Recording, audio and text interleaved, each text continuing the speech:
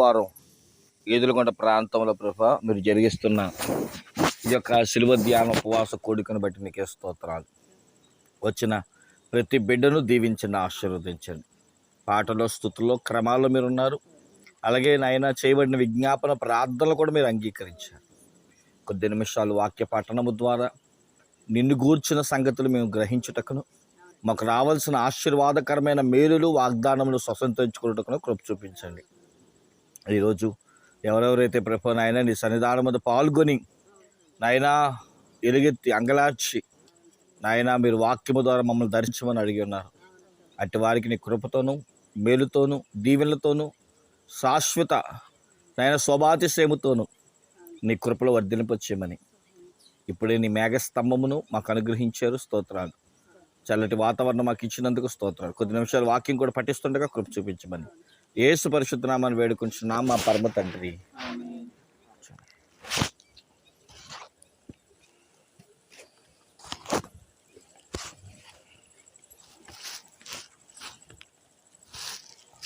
చాలా సంతోషం. మొట్టమొదటిగా ఈరోజు వివాహ దినం జరుపుకుంటున్న ఆనందాన్ని బట్టి, బ్యూలాన్ని బట్టి మన సంఘం తరపున, మన ఈదులగుంట విశ్వాస బైబిల్ మిషన్ దైవకృప ప్రార్థన మందిరం తరపున కూడా వారి ఇరువురిని దీవిస్తూ ప్రత్యేకమైన వివాహ దిన శుభాకాంక్షలు తెలియజేస్తున్నాం. దేవుడు వారిని, వారి కుటుంబాన్ని దీవించును గాక. దేవుని వాక్యాన్ని ధ్యానం చేద్దాము. ఆదికాండము 48వ అధ్యాయము 22వ వచనం. ఆదికాండము 48:22. నేను నీ సహోదరుల కంటే నీకు ఒక భాగము ఎక్కువగా ఇచ్చితిని, అది నా కత్తితోను నా వింటితోను అమోరీల చేతిలో నుండి తీసుకుంటునని యోసేపుతో చెప్పాను. చాలండి. నిజంగా ఈరోజు వారి వివాహ దినమని నాకు తెలియదు. నేను ఈ వాక్యాన్ని సిద్ధపరిచి ఇక్కడికి వచ్చిన తర్వాత ఏంటో ప్రభు ఈరోజు ఈ మాట ఇచ్చారా అని అనుకుంటున్నాను. మనందరికీ తెలుసు, ఫరో కలగన్నాడు. 7 సంవత్సరాలు విపరీతమైన పంట, పండించిన వాడికి పండించినంత, చేను పని చేసిన వాడికి విస్తారమైన ధాన్యాన్ని సమకూర్చుకుంటాడు. అందుకని ఫరో ఆ కలభావం చెప్పిన యోసేపుని అంటాడు, ఆ 7 సంవత్సరాలు నువ్వు ఎంత పంటను సమకూర్చగలవో మీకే విడిచిపెట్టేస్తున్నాను అన్నప్పుడు యోసేపు ధాన్యాగారాలు కట్టించాడు. దాన్ని పిరమిడ్లు అంటారు. అసలు పిరమిడ్లు అనేది శవాలు దాచేది కాదు, ధాన్యాన్ని ఒకప్పుడు దాచేది. అలాంటి ధాన్యమును దాచే అలాంటి ధాన్యాగారాలు కట్టించి ధాన్యం 7 సంవత్సరాలు విస్తారంగా పడిన ధాన్యం ప్రజల దగ్గర కొనుగోలు చేసి దాంట్లో నింపేవాడు. 7 సంవత్సరాల తరువాత మరొక 7 సంవత్సరాలు ఎక్కడ గింజేసిన మొలకలెత్తట్లా. ఒక మాటలో చెప్పాలంటే భయంకరమైన కరువు. ఇలాంటి కరువు సమయంలో వాళ్ళ దగ్గర దాచుకున్న ధాన్యం అయిపోయిన తర్వాత అందరూ యోసేపు దగ్గరికి వచ్చి, మా దగ్గర డబ్బు ఉంది, మీ దగ్గర ధాన్యం ఉంది, కొనుక్కుంటున్నారు. ఓ సంవత్సరం బాగానే కొన్నారు అంటారుగా, కూర్చుంటే కొండలైనా కరిగిపోతాయి. ఈ డబ్బు అయిపోయింది. యోసేపు దగ్గరికి వచ్చి అడుగుతారు, ఏం చేయమంటారు? మా దగ్గర డబ్బు అయిపోయింది, కరువు, విపరీతమైన కరువు, ఏమైనా పండిస్తేనేగా, ఏమైనా చేస్తేనేగా మాకు రూపాయి వస్తుంది అంటే, అప్పుడు యోసేపు అంటాడు, మీ దగ్గర ఉన్న పశువులు తీసుకురండి, ఆ పశువులకు బదులుగా మీకు ధాన్యం ఇస్తాను అంటాడు. ఇంకో సంవత్సరం పశువులతో గడిపారు, అవి కూడా అయిపోయినాయి. ఏం చేయమంటారు? ఇరు స్థలాలు కానీ పొలాలు కానీ ఏమైనా ఉంటే తీసుకురండి. కాగితాలు తనఖా పెట్టైనా సరే మీకు ధాన్యాన్ని ఇస్తాం. ఇలాంటి కరువు అక్కడున్న ప్రజలందరికీ కాదు, యోసేపు యొక్క తండ్రి అని పిలువబడుతున్న యాకోబు యొక్క సంతతికి కూడా, ఆ కానానులో నివసిస్తున్న వారికి కూడా వస్తే అందరూ ఎక్కడికి వెళ్ళి ధాన్యం తెచ్చుకుంటున్నారో అక్కడికే యోసేపు దగ్గరికి వచ్చి అతను యోసేపు అని తెలియక సాష్టాంగపడి నమస్కారం చేసి 2 పర్యాయములు ధాన్యాన్ని తెచ్చుకుంటారు. అంటే అక్కడ చిన్న కథ ఉంది, దాని గురించి నేను చెప్పట్లేదు. 3వసారి వెళ్ళినప్పుడు ఏడుస్తాడు యోసేపు. అక్కడ చెబుతాడు, నేను మీ తమ్ముడిని, మీరు నాకు అన్నయ్యలు అని చెప్పినప్పుడు ఏడ్చినప్పుడు, మన తండ్రి ఇంకా బతికే ఉన్నాడా, మా తమ్ముడు బెంజామిన్ తీసుకొచ్చారు కదా అని చెప్పి వాళ్ళందరినీ వంతులుగా కూర్చోబెట్టి వాళ్ళకి ఆహారం పెట్టడం, వారి కానుకలు ఇవ్వడం జరుగుతూ ఉంటుంది. వాళ్ళు పంపిస్తూ అంటాడు, ఇంకా కొన్ని సంవత్సరాలు కరువు ఉంది కాబట్టి మీరు అక్కడ నేను ఇక్కడ ఉండే కంటే మీరు కూడా ఇక్కడికి వచ్చేయండి. గోషేను ఐగుప్తు ప్రాంతము సర్వ సమృద్ధితో ఉంది, ధాన్యం ఉంది కావాలైతే అని చెప్పినప్పుడు, ఈ సమాచారం యాకోబుతో చెప్పినప్పుడు ఈ పిల్లలందరూ వెళ్ళి యాకోబు దేవుని దగ్గర ప్రార్థన చేసుకొని, అయ్యా మరి యోసేపు పిలుస్తున్నాడు, మేమైతే కానాన్లో ఉన్నాం, అతడైతే ఐగుప్తులో ఉన్నాడు అంటే దేవుడే వెళ్ళమన్నాడు. కానాను నుండి అంటే యాకోబు యొక్క సంతానం 70 మంది ఈ యొక్క యోసేపు పంపించిన రథాల మీద తిరిగి వస్తున్నారు. తిరిగి రావడం, యోసేపుని కలుసుకోవడం, వాళ్ళ తండ్రి కూడా హత్తుకోవడం, ఫరోతో మాట్లాడడం, ఇవన్నీ అయిపోయిన తర్వాత తండ్రి వచ్చాడు కాబట్టి యోసేపు తన భార్యని తన బిడ్డల్ని తీసుకొని వెళ్ళి తండ్రికి చూపిస్తున్నాడు. ఇదిగో ఈమె ఇదిగో నీ కోళ్ళం, ఇదిగో నీ పిల్లలు అని చూపిస్తూ, మరి ఏమనిపించిందో, నానా నా పిల్లలను నువ్వు ఎప్పుడూ దీవించలేదు, ఒక్కసారి దీవించు నానా అని ఈ 48వ అధ్యాయంలో యోసేపు మరి ఎప్పుడో చిన్నప్పుడే అన్నయ్యలు అమ్మేశారు కదా, తన భార్యని తన పిల్లల్ని చూపిస్తున్నాడు. అప్పుడు యోసేపు ఆ 2 పిల్లల్ని దీవించడం మొదలు పెడుతున్నాడు. ఇంతగా 2 పిల్లలు ఎవరు? మనష్షే ఒకడు, ఎఫ్రాయిము ఒకడు. మనష్షే అంటే మర్చిపోవుట, ఎఫ్రాయిము అంటే ఆశీర్వాదం అని అర్థం. పెద్దోడు మనష్షే, చిన్నవాడు ఎఫ్రాయిము. కానీ విచిత్రం ఏంటంటే పెద్దోడు మీద కుడి చేయి వెయ్యాలి, చిన్నోడి మీద ఎడమ చేయి వెయ్యాలి. కానీ దగ్గరికి వచ్చి కళ్ళు కనబడకపోయినా ఆ యాకోబు అంట చిన్నోడి మీదేమో కుడి చెయ్య, ఇంకో బాగా చెప్పాలంటే ఇలాగు దీవిస్తున్నాడంట. ఈ ఎడమ చెయ్యేమో ఆ పెద్దోడి మీద, కుడి చెయ్యేమో చిన్నోడి మీద పెడుతూ ఇలా దీవిస్తున్నాడంట. అలా కాదు నాన్న, సరిగ్గా నువ్వు దీవించు అని చెప్పి యోసేపు అడుగుతాడు. అలా కాదు నాన్న, కుడి చేయి పెద్దోడి మీద ఉండాలంటే, ఏమోరా నాకు తెలియదు, చిన్నవాడైన ఎఫ్రాయిమే బహుగా దీవించబడతాడు అని చెప్తాడు. దీవెన అయిపోయింది. దీవెన అయిపోయాక పిల్లలందరూ బయటికి వెళ్ళిపోయిన తర్వాత యోసేపుతో మాట్లాడుతున్నాడు తండ్రి. ఏమనంటే, రే మొత్తం మనం 12 మంది పిల్లలు, మగ పిల్లలు, ఎవరికి రావాల్సిన ఆస్తి అంతా అప్పటికే పనిచేసాను రా, మరి నువ్వు చచ్చిపోయావు అనుకున్నాను, నువ్వు లేవనుకున్నాను అని చెబుతూ, ఎందుకో కానీ నీకు నా ఆస్తిలో, ఏమన్నా ఆస్తులు పంచినప్పుడు ఎలా పంచుతారు, అందరికి ఒక్కో భాగమే ఇచ్చేది. కానీ యాకోబు ఇక్కడ అంటున్నాడు 22వ వచనంలో, 48వ అధ్యాయం 22వ వచనం మూలవాక్యంలో, అన్నలకి ఇచ్చినట్లుగా నీకు ఒక భాగం ఇవ్వట్లా. చెప్పండి ఏంటంట, నీకు ఎక్కువ భాగము. ఎక్కువ అన్న దాని పదానికి ఏమని రాసుకోవచ్చు మనం? 2 అంతల భాగము, రెట్టింపు భాగము నేను నీకు ఇస్తున్నా. ఒకవేళ అడుగుతారేమో అన్నయ్యలో, నువ్వు చెప్పు, ఇది తాత ముస్తాతల కాడి నుంచి వచ్చిన భాగం ఇవ్వట్లా. అక్కడ రాసి అంటాడు, నా కత్తి చేతను నా వింటి చేతను అమోరీల యొద్ద నుంచి నేను సంపాదించుకున్న ఇది ఆస్తికి లెక్క రాదు. నా పిల్లలు దీన్ని అడగడానికి సరిపోరు. ఏనానా ఆడికి 2 ఇచ్చాము, అందరికి ఒక్కొక్కటే ఇచ్చాము అని అంటానికి సరిపోదు. ఎందుకంటే ఇది నా స్వశక్తితో సంపాదించుకున్నది కాబట్టి అందరితో పాటు ఇచ్చే ఒక భాగం ఇస్తున్నాను, నాకు నేను సంపాదించుకున్న మరొక భాగాన్ని కూడా ఇస్తున్నా. ఈరోజు వాళ్ళకే కాదు, మీకు ప్రభు ప్రతి ఒక్కరితో దేవుడు మాట్లాడుతున్నాడు. నేను మీకు మరి ఎక్కువ భాగము ఇచ్చేదను గాక, రెండంతలుగా ఇచ్చేదను గాక, రెట్టింపుగా ఇచ్చేదను గాక. ఏమండి, ఎవరైనా ఎక్స్ట్రా ఇస్తున్నారంటే వద్దంటావా? ఎలా ఇస్తాడు మరి? చదవండి ప్రకటన గ్రంథము 18వ అధ్యాయము 6వ వచనం. అది ఇచ్చిన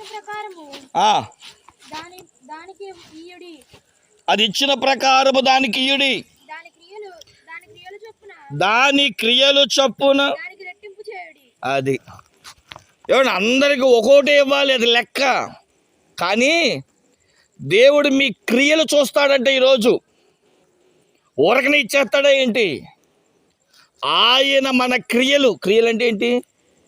చేతి కార్యాలు. మనం ఏవైతే ఈ లోకములో ఉండగా చేసామో అవన్నీ చూసి, ఓకే ఇతడికి నేను ఒక భాగం కాదు, చెప్పండి, రెండంతలుగా ఇస్తాను. కాబట్టి దేవుడు మనకంట ఎందుకు రెండంతలుగా ఇస్తాడంటే మన క్రియలు ద్వారా చేసిన దానికి. ఇప్పుడు ఉదాహరణగా, రే చదువుంపులతి, ఈరోజు మన పెళ్ళికి పిలిచారు కానీ చదువుంపులతి అంతే 100 వేసాడా, ఇంకో 100 కలిపి 200 వేసారు అంటాం లేదా? ఒక్కోసారి 100 వేస్తారు, మరి వాళ్ళేదో 100 వేస్తారు ఆ టయానికి, మనం కూడా 100 వేస్తాం ఏంటి, ఇంకో 100 కలిపి వేయి అంటాం. అది 200 వేసారు, ఇంకో 100 కలిపి వేయి అంటాం. లేదా ఒక 500 వేసే. ఎప్పుడో 20 సంవత్సరాల పుస్తకం తీసి ఆడు 50 వేసాడు కదా, మనం ఇప్పుడు 50 వేయలేం కదా. కాబట్టి క్రియల ద్వారా ఏం జరుగుతాయి అంటే ప్రియులారా, రెండంతలా జరుగుతూ ఉంటుంది. యెషయా గ్రంథము 56వ అధ్యాయం, యెషయా గ్రంథము 56వ అధ్యాయం 3వ వచనం కాడి నుంచి.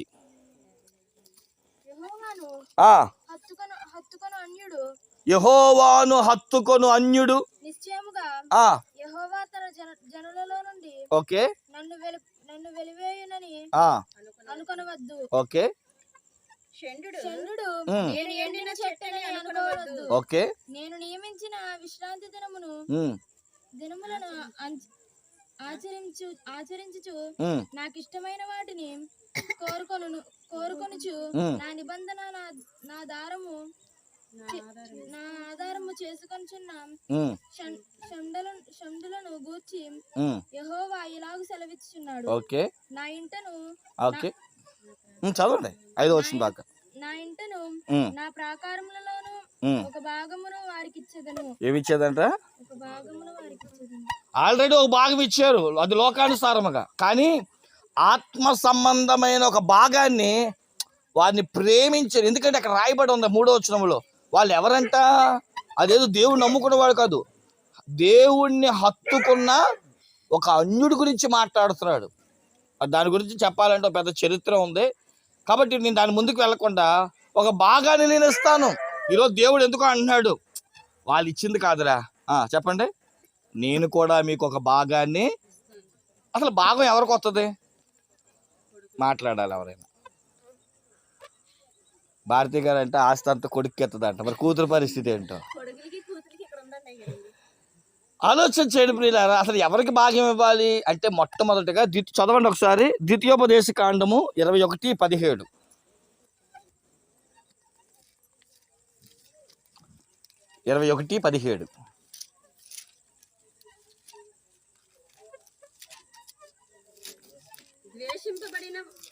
ద్వేషింపబడిన దాన్ని కుమారునికి తండ్రి తన ఆస్తి అంతటిలో రెట్టింపు భాగమిచ్చి వాడినే జ్యేష్ఠునిగా ఎంచవలెను. అది కొడుకులకు కాదు, కొడుకుల్లో పెద్ద కొడుక్కి, ఇంకా బాగా చెప్పాలంటే పెద్దోడికి. చెప్పండి ఎవరికి?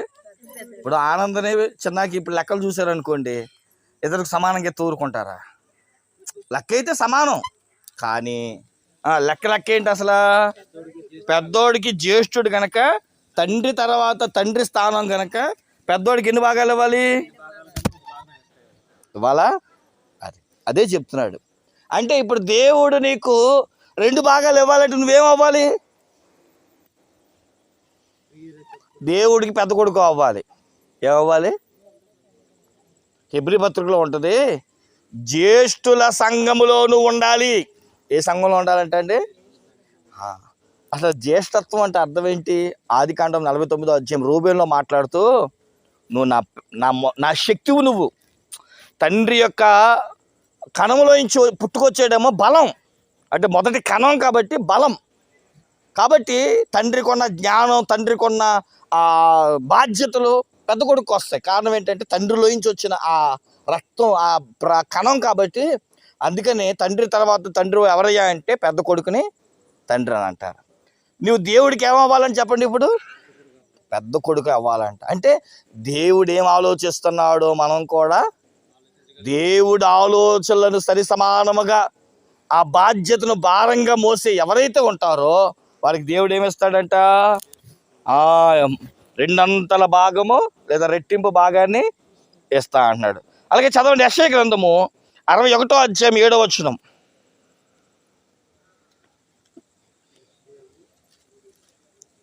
61:7.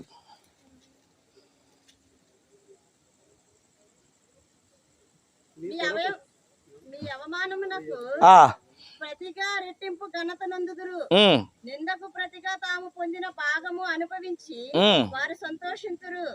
వారు తమ దేశములో రెట్టింపు భాగమునకు కర్తలగుదురు. ఆలోచించండి, ఎవరి గురించి మాట్లాడుతాడు? దేశములో రెట్టింపు భాగం ఎవరికి ఇస్తాడు? ఒక సేవకుడు ఎక్కడైతే అవమానించబడతాడో, ఏ సేవకుడైతే నిందకు ప్రతిగా మార్చబడతాడో, ఎక్కడైతే కన్నీళ్లు కారుస్తాడో, దేశమును సంఘం కొరకు, దేశమును గ్రామము కొరకు, దేశం మీద ఎలుగెత్తి ప్రార్థిస్తాడో, ఒక సేవకుడి కంటే దేశమును నిమిత్తము రెట్టింపు ఘనతనిస్తాడంట. ఎక్కువ భాగం డబ్బులు ఎవరికి ఇస్తాడంట? పెద్ద కొడుకు ఇస్తాడంట. ఘనత మెప్పి ఎవరికి ఇస్తాడంట? అంతేగా మీరు రాగానే ఎందుకు కుర్చీ వేస్తారు? మాకు దేవుడు ఏమి ఇచ్చాడు? ఘనత ఇచ్చాడు. అయ్యా సేవకుల కంటే మీరు ఆధిక్యతలు, సేవకులకి మీరు గనులు. కాబట్టి రాగానే ఎందుకు కుర్చీ వేస్తాడంటే సేవకుడు ఒక గనుడు.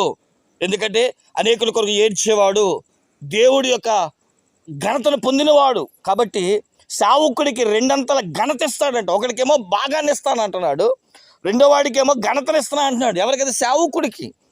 మరి సంఘానికి ఏమి ఇస్తాడు చూడండి, 1 తిమోతి పత్రిక 5:17.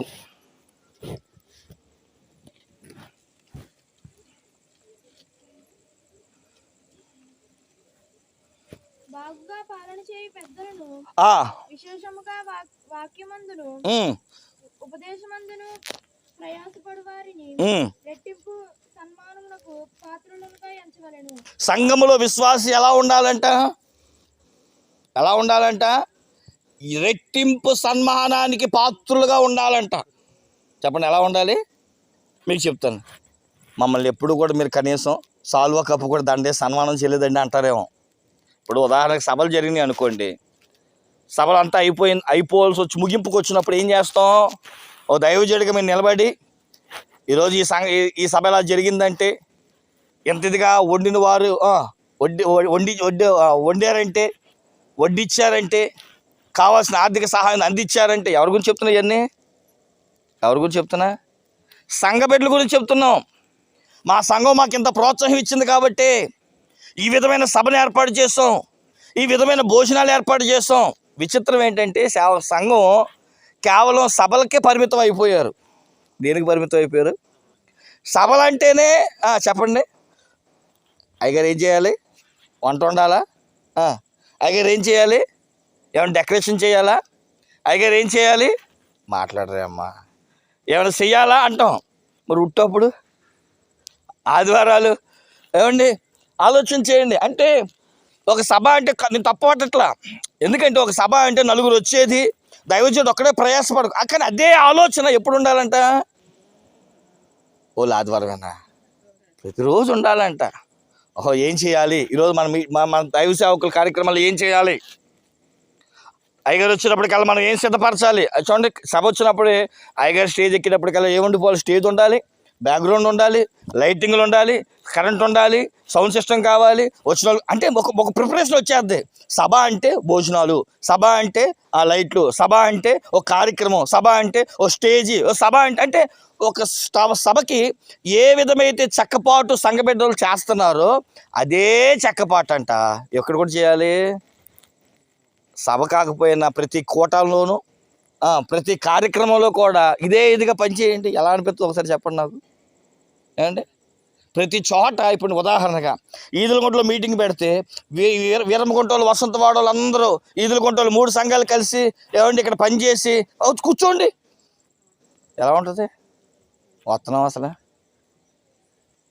అంటే ఒక మీటింగ్ అంటే ఈరోజు చాలామంది ఏంటంటే ఒక మీటింగ్ అంటే మనం వెళ్ళాలి, నలుగురుగా కనబడాలి, ఒక కార్యక్రమం నలుగురు వస్తారు వెళ్ళాలి, బాగోదు అనుకుంటున్నారు తప్ప ఇదే పని మీటింగుల్లో కాదు, ప్రతి కార్యక్రమాల్లో అయ్యగారు పెట్టి ప్రతి కార్యక్రమాలు, దానికి పేర్లు అక్కర్లేదు. ఎందుకంటే ఎన్నో కార్యక్రమాలు జరుగుతుంటాయి మన సభలో. రేపు ఉపవాస ప్రార్థనలు వస్తున్నాయి, ఎవరు కనబడతారు ఎవరు కనబడరు. ఏమండి, ఏమైనా నెలసరిది కూటాలు వస్తాయి, స్వస్థశాలు జరుగుతాయి, ఇంకేమున్నాయి మనకి, 2వ శనివారం జరిగిద్ది, వాగ్దాన సందేశ కూడాలు జరుగుతాయి. మరి ఏది అని అంటే మనము కూడా ప్రియులారా సన్మానానికి రెట్టింపుగా మనం పొందాలి అనుకుంటే మనం కూడా ఏం చేయాలంట? ఒక పని చేయాలి. కాబట్టి ఎవరిని దేవుడు రెట్టింపు సన్మానం చేస్తాడంటే ఎవరైతే దైవాశక్తితో సంఘంలో పనిచేస్తారో వారికి దేవుడు ఏమిస్తాడు. అందుకే చెప్పిన ప్రకటన గ్రంథం 18:6లో ఎవరైతే క్రియ చేస్తారో వారికే రెట్టింపు. యేసేపు ఎందుకు రెట్టింపు చేశాడు? ఏం పని చేశాడు చెప్పండి? యేసేపు అందరూ భోజనం చేస్తున్నారంటే అర్థం ఎవరిది? ఏమండి, కానాను సమస్త దేశాలన్నీ కూడా కరువుతో అల్లాడిపోతూ ఉంటే యేసేపు యొక్క తెలివి చేతను, దేవుడిచ్చిన జ్ఞానం చేతను ఆ ధాన్యాగారాలు ఆ ప్రాంతంలో ఈదులగుంటలోడు కట్టించాడు, వీరంగుంటలోడు కట్టించాడు, వసంతవాళ్ళోడు కట్టించాడు, ముప్పారులోడు కట్టించాడు, పెదవాళ్ళోడు కట్టించాడు. ఏ ప్రజలు ఎక్కడ ఇబ్బంది పడకూడదని అక్కడక్కడ కట్టించేసి చెప్పండి దాన్ని నిల్వ చేశాడు. కాబట్టి తిండి లేని సమయంలో పెదపాడు వచ్చి తీసుకున్నారు, ముప్పారు వచ్చి తీసుకున్నారంటే అర్థం ఏంటి? ఓ పని చేశాడు. అందుకనే నువ్వు చేసిన పని సామాన్యం కాదు. అందుకే నేను ఏమిస్తానో తెలుసా? రెట్టింపు. ఏంటండి ఏమిచ్చాడు రెట్టింపు అంటే? యేసేపును పక్కన పెట్టి యేసేపు 2 కొడుకులు మనష్షే, ఎఫ్రాయిముకు దేవుడు గోత్రకర్తలు చేశాడండి. దేవునికి స్తోత్రం చెప్పండి. హల్లెలూయా. 2 కొడుకుల్ని గోత్రాల్లో చేర్చాడు. కాబట్టి ప్రియులారా మనం కూడా మన క్రియను బట్టి ఏం పొందుకుంటాం చెప్పండి? దీవెనలో పొందుకుంటాం. అందుకే దేవుడు అదే అండి, క్రియను బట్టి రెట్టింపు. మనకి ఏం రెట్టింపు కావాలి చెప్పండి? ఇప్పుడు ఏం కావాలి మీకు రెట్టింపు? ఏమమ్మంటారు? నన్ను అడిగితే నేనేమి ఇస్తాను పాస్టర్ గారు? బైబిల్లో చూద్దాం దేవుడు మనకి ఏమేమి రెట్టింపు ఇస్తానని ఈరోజు మనకు వాగ్దానం చేస్తున్నాడో ఇటు శరీర రీత్యా మనం జ్ఞాపకం చేసుకుంటే ప్రియులారా అటు ఆత్మానుసారంగా కూడా జ్ఞాపకం చేసుకుందాం. చదవండి నిర్గమాకాండము 16వ అధ్యాయం 22వ వచనం. 16:22. 6వ దినమున వారు ఒక్కొక్కనికి 2 ఓమెరలు చొప్పున 2 అంతలు ఆహారము కూర్చుకున్నప్పుడు చాలండి. ఏంటంట? 2 అంతల ఆహారము. ఒకటికి తికానా లేదనుకుంటున్నారు ఇప్పుడు. ఒంట్లో ఒక బస్తానే లేదు మాస్టర్ గారు అంటారా? దేవుడు ఈరోజు మాట ఇస్తున్నాడు, మీ క్రియలు బాగుంటే, నీ క్రియలు నా ఎదుట మంచిగా అనిపిస్తే మీకంట 2 అంతల ఆహారము దయచేయుదునుగాక. ఏ ఆహారం? అన్నం గురించి మాట్లాడుతున్నాడా? వాక్యం, జీవాహారము. ఆలోచన చేయండి. మనం వస్తుందా 2 అంతల ఆహారం మీకు రావట్లేదా? ఉదయకాలం ముందు ఒక ఆహారం, అనుదినం అన్న. అలాగే మన సంఘాల్లో మరొక వాక్యం. నిజంగా మాట చెప్పాలంటే దేవుని మహాకృప చేత మీకు ఎన్ని ఆహారాలు పెడుతున్నాం రోజుకి అని అంటే, మరి మీరు మొబైల్ చూస్తున్నారో లేదో నాకు తెలియదు, వాట్సాప్ ద్వారా వింటున్నారో లేదో మాకు తెలియదు, కానీ ప్రతిరోజు ఏమండి ఉదయకాలమే, అలాగే 2వ పూట, శుక్రవారం వచ్చినా మనకి సోమవారం స్వస్థశాల ఉంది, బుధవారం స్వస్థశాల ఉంది, శుక్రవారం ఇది ఉంది, ఏమంటే శనివారం పూట 2వ శనివారం ఉంది. అలాగే మధ్య మధ్యలో ఇంకా బయట కార్యక్రమాలు వెళ్ళినప్పుడు అప్లోడ్ చేస్తున్నాను. అంటే ఏంటంటే ఒకప్పుడు ఒక ఆహారం ఇవ్వడమే గొప్ప అనిపించేది, కానీ దేవుడు ఈరోజు మనకి అంతెందుకు, నా ద్వారా ఒక ఆహారం వినిపిస్తూ ఉంటే టీవీ ద్వారా మరొక ఆహారాన్ని ఇప్పిస్తున్నాడు దేవుడు. ఇస్తున్నాడా లేదా మనకి? ఎన్ని వెంటనే ఈరోజు ఆ వాక్యాలు? ఒకటేనా? 2ఏనా? కూర్చొని మనం పెట్టాలి. మనం పెట్టంగా, మనం టీవీ పెట్టాలే కానీ నా దేవుడు మీకు డబల్ ఆహారం, దేవుడు మనకి రెండంతల ఆహారము దయచేయనుగాక. ఆ పూర్వ రోజుల్లోనంటండి దేవుడు ఇశ్రాయేలుకి ఆహారం లేదు అని అంటే ఉదయకాలం అందు మంచు వేసి మోకాల్లో అంత మంచు వచ్చేదంట. మొదటగా 6ంటికి మంచు వచ్చేది. ఆ మంచు మీద ఏమిటి తెల్లని కొత్తిమీర గింజల లాంటి ఏమిటి మన్నా అని పిలువబడుతున్న కొత్తిమీర గింజ, తేనె కొత్తిమీర కలిపిన ఆహారం పడేదంట. అది పరలోకంలో ఉండి మా దేవదూతలు తినే ఆహారం. 7 గంటలకల్లా దాన్ని కూర్చుకొని తీసుకోవాలి, ఎవరి పాత్రలో వాళ్ళు వేసుకోవాలి. కొంతమంది ఆరాటంతో మరి 1 గిన్నె సాలదు 2 గిన్నెలు అని అనుకున్నాడా, తినలేడంట. బైబిల్ చెప్తున్న మాట ఏంటో తెలుసా? అరే రేపొద్దున ఏ టైంకి వస్తుందో రాదో మనం కొన్నిసార్లు అనుకుంటాం కదా, మళ్ళీ ఎత్తాడో ఎవడో, నీళ్ళు వస్తాయో రావో, ఆ పేప పట్టే, ఆ గిన్నె పట్టే, ఆ దాక పట్టే అంటాం మనం. అంటే ఆలోచన ఏంటి, రేపొద్దున ఏ టైంకి వస్తుందో మనకు తెలియదు. కొన్నిసార్లు దాస్తాం, మనం ఏదైతే దాస్తామో అదే అయిపోతూ ఉంటుంది త్వరగా. ఆలోచన చేయండి ప్రియులారా, వీళ్ళు కూడా మన్నాన్ని దాశారంట. బైబిల్ చెప్తుంది తెల్లవారేటప్పటికన్నా మన్నా పురుగు పట్టేదంటండి. ఎవరో తినకుండా పురుగు పట్టి పోయేదంట.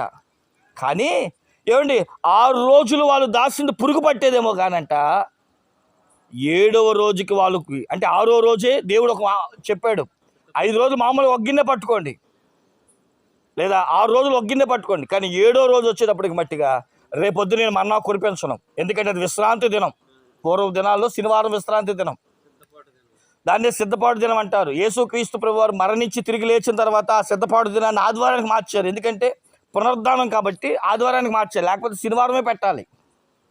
ఆ శుక్రవారం ఏం చేసేవారంటే 2 గిన్నెలు పట్టుకునేవాళ్ళు. ఎందుకనంటే శనివారం పూట మన్నా కురిసేది కాదు, విశ్రాంతి దినం కాబట్టి దేవుడు కూడా విశ్రమించేవాడు. కాబట్టి శుక్రవారం పూట ఎవడైతే 2 గిన్నెలు పట్టుకుంటాడో, 1 గిన్నె ఏమో శుక్రవారానికి, ఇంకో గిన్నె ఏమో శనివారానికి, మళ్ళీ ఆదివారమే కురిసేదన్నమాట. అంటే మీకు అర్థమయ్యేటట్లుగా నేను చెప్తున్నాను. రేపొద్దున కురిసిద్దులు అలాగే అంటారు అనుకున్న వాడికి చెప్పండి, ఆడి పని ఖాళీయే. కానీ మన దేవుడు ఈరోజు చెప్తున్నాడు, విశ్రాంతి దినం కోసం మీరు 2 అంతలుగా కూర్చుకోండి అంటున్నాడు. 2 అంతల ఆహారం మీకు ఇవ్వబోతున్నాడు. అటు ఆత్మానుసారం ఇటు శరీరానుసారముగా నా దేవుడు ఇటు శరీరముగా మీ ఇంటిలో గిన్నెలో ఆహారమును, అలాగే ఆత్మ సంబంధమైన వాక్యమనే ఆహారమును నా దేవుడు ఇది మొదలుకొని 2 అంతలుగా అనుగ్రహించునుగాక. 2 అంతలుగా దేవుడు మీకు తన సమృద్ధి చేత అనుగ్రహించునుగాక. మీకు మట్టిగే దేవుడు అది ఇచ్చునుగాక. ఇక రెండోది చూడండి ప్రియులారా, రెండోది ఏమిస్తానంటున్నాడు? ఏబు గ్రంథము 42వ అధ్యాయం 10వ వచనం. ఏబు గ్రంథము 42:10. మరియు ఏబు తన స్నేహితుల నిమిత్తము ప్రార్థన చేసినప్పుడు ఓకే, యెహోవా అతని క్షేమ స్థితిని మరలా అతనికి దయచేసెను. మరియు ఏబునకు పూర్వము కలిగిన దానికంటే 2 అంతలు అధికముగా యెహోవా అతనికి దయచేసెను. 2 అంతల ఆస్తి. చెప్పండి ఎంత అంటే? మాట్లాడరేనమ్మా. ఎంత ఆస్తి? ఎంత ఉంది ఇంట్లో? బ్యాంక్ బ్యాలెన్స్ అని అంటే 0. ఇంట్లో ఎంత ఉంది? కాగితాలు 0. కానీ దేవుడు ఈరోజు అంటున్నాడు, ప్రార్థన చేయండి, క్రియలు చేయండి. ఏబును జ్ఞాపకం చేసుకోండి. ఏబుకు 2 అంతలుగా ఇచ్చినట్లుగా. 1 భాగమేమో ఏబు సంపాదించుకున్నాడు, చెప్పండి, ఇంకో భాగమే దేవుడే ఇచ్చాడు. ఎప్పుడు? ఊరకనే ఇచ్చాడా? శ్రమ పడిన పిమ్మట క్రియలు. అదే చెప్తున్నాను నేను, మీరు ఎక్కడ చూసినా దీవెనకి ఎప్పుడు ఒక షరతు ఉంటుంది. ఆశీర్వాదానికి ఎప్పుడు దేవుడు ఒక నిబంధన పెడతాడు. ఏంటి ఆ నిబంధన అంటే, నీ క్రియ చేయి, ఇచ్చి చూడు, చేసి చూడు, ప్రార్థించి చూడు, కన్నీరు కాచి చూడు. ఒక క్రియ దేవుడు కనబడాలి. అది చూస్తే దేవుడు ఖచ్చితమైన ఆశీర్వాదం ఇస్తాడు. ఏబు శ్రమ పడ్డాడు. అసలు ఏబు శ్రమ దేనికి? ఏమైనా తప్పు చేశాడా? ఏమైనా పాపం చేశాడా? ఈ దేవుడు చేసిన నిబంధన, సాతానుతో అతడు దేవుడు చేసిన ప్రామిస్ని ఏబుకు శ్రమలు తెచ్చిపెట్టినాయి. అయినా ప్రభు కోసం ఎలా ఉన్నాడంట? నిలబడ్డాడు. అది చూసిన దేవుడు అతని ఆశీర్వాదమే కాదు, తన ఆశీర్వాదం కూడా కలిపి 2 అంతల ఆస్తిపరుడిగా చేశాడు. ఈరోజు మీరు సంపాదించేది తక్కువ, నా దేవుడు ఈరోజు నుంచి మీకు చెప్పండి, వడ్డీ వేసి ఇవ్వబోతున్నాడు. స్తోత్రం చెప్పండి. కలిపి ఇవ్వబోతున్నాడు. అనుకున్న దానికంటేను చెప్పాలి, ఊహించిన దానికంటేను అత్యధికముగా నా దేవుడు మీకు 2 అంతల ఆస్తితో అటు పరలోకములోను ఇటు భూలోకములోను దేవుడి చేత ఆశీర్వదించబడ్డాడని చెప్పగలిగేంతగా దేవుడు మీకు అనుగ్రహించునుగాక. ఎప్పుడు? నీ క్రియ కనబడినప్పుడు. నీ క్రియ దేవునికి యథార్థంగా కనబడితే, దేవుడి దగ్గర నువ్వు క్రియలో యథార్థంగా నిలబడగలిగితే, నా దేవుడు నీకు 2 అంతల ఆశీర్వాదం అనే ఆస్తిని ఇవ్వబోతున్నాడు. అంత టైం లేదు కాబట్టి క్లుప్తంగా చెప్పేస్తాను. 3వ చెప్పి ముగించుకుందాం. జకర్యా గ్రంథము 9:12 ఈ మాట చదువుకొని ముగించేసుకుందాం. జకర్యా గ్రంథము 9వ అధ్యాయం 13వ వచనం. యూదా వారిని నాకు విల్లుగా చేయుచున్నాను. ఓకే. సియోను నీ కుమారులను రేపు నిన్ను ప్రయోగింతును. గ్రేకీయులారా, సియోను కుమారులను మీ మీదికి రేపుచున్నాను. ఓకే. యెహోవా వారికి పైగా ప్రత్యక్షమగును. ఆయన బాణములు మెరుపు వలె విడువబడెను. చదువమ్మా చదువు. ప్రభువకు యెహోవా బాకానాదము చేయుచు దక్షిణ దిక్కు నుండి వచ్చి గొప్ప సుడిగాలితో బయలుదేరును. సైన్యములకు అధిపతియగు యెహోవా వారిని కాపాడును కనుక వారు భక్షించుచు వడిసెల రాళ్లను అనగద్రొక్కుచు త్రాగుచు ద్రాక్షారసము త్రాగు వారి వలె బొబ్బలి. నేను చదువుతున్నాను చూడండి. ఓకే. ఓకే, అది నాకు అర్థం కాదు. ఓకే. జకర్యా 9:12 2 అంతలుగా మీకు మేలు. అదే చదివామైంది అక్కడ 13 నుంచి చదివారు. ఓకే. 12 9వ అధ్యాయం 12వ వచనం. ఓకే. అక్కడ ఏమని చెప్పండి? 2 అంతలుగా మేలు. యాక్చువల్గా చిన్నోడికి పెళ్ళి అయిద్దాం అనుకున్నావా? వాళ్ళ పెళ్ళి అయింది. వీళ్ళు మ్యారేజ్ టయానికి మళ్ళీ ఆవిడ కూడా చెప్పండి ఒకటి కాదు ఇప్పుడు. చెప్పండి ఎన్ని అయినాయి ఇప్పుడు? 1+1. ఇలాగే వీళ్ళ కుటుంబంలో జరిగినట్లుగానే ఇక్కడ కూర్చున్న మీ జీవితంలో ఒక రకమైన మేలు కాదు, ఇంకో మాట కూడా చెప్తాను. ప్రస్తుతం రాష్ట్ర ప్రభుత్వం కూడా ఒక ఆఫర్ ఇచ్చింది. ఏంటది? ఎంతమంది పిల్లలుంటే అంత అమ్మఒడి, అదే ఇక విద్యా దీవెననో పేరేదోటి కానివ్వండి. చెప్పండి, మొన్నటిదాకా ఒకటే, ఇప్పుడు 2. మీకు 2, 2 ఉన్నారు కాబట్టి 2 అంటున్నారు. 3 ఉంటే 3 అంటారు. 4 ఉంటే డబల్. నేనేమంటాను? డబల్ మసాలా, డబల్ ధమాకా, డబల్ ఆఫర్. నా దేవుడు అండి ఈ రోజు నుంచి, ఈ సంవత్సరం నుంచి అంట మీరు చూడండి, ప్రార్థించండి, క్రియ చేయండి, దేవుడి దగ్గర కన్నీరు కార్చండి. అది కన్నీరు అనే క్రియలో, లేదంటే ప్రతిఫలం అనే క్రియో, దేవుని కోసం ప్రార్థన అనే క్రియో, ఉపవాసం అనే క్రియో, ఏదొక క్రియ అది మీకు 2 అంతల ఆహారం తెచ్చిపెట్టును గాక, 2 అంతల మేలు తెచ్చిపెట్టును గాక, 2 అంతల ఆస్తికి కర్తలుగా చేయును గాక. ఎందుకో తెలుసా? యేసుక్రీస్తు ప్రభువారు నీ కోసం నా కోసం, ఏమండి, ఆదాము ఒక గాయంలో నుంచే భార్యను తీశాడు. కానీ మనం ఎన్ని చెప్పండి? 5 గాయాలు. తల మీద ముళ్ళ కిరీటం, కడుపులో డొక్కలో బల్లె పోటు, 2 చేతులలో మేకులు, 2 కాళ్ళలో, 2 చేతులు అంటే 2 కాళ్ళు ఒకటే కాబట్టి 3, తల మీద ముళ్ళ కిరీటం 4, ప్రక్కలో వాళ్ళు 5 గాయాల్లో నుంచి వచ్చింది సంఘం. ఏమండి, ఆదాములో నుంచి ఒక స్త్రీ వచ్చింది, యేసులో నుంచి కూడా సంఘం వచ్చింది. కానీ 5 గాయాల నుంచి వచ్చింది. మన దేవుడు ఎవరో తెలుసా అండి? లోకం ఇచ్చేది ఒకటి, కానీ దేవుడు మరొక రెట్టింపు దయచేసి మిమ్మల్ని మీ కుటుంబాలను దీవించును గాక. ఆయన కలువరి శిలువ ద్వారా మరొక అనుభవాన్ని, మరొక భాగ్యాన్ని, 2 అంతల ఆశీర్వాదాన్ని దేవుడు మనందరికీ అనుగ్రహించును గాక. తలవంచండి, ప్రార్థన చేసుకుందాం.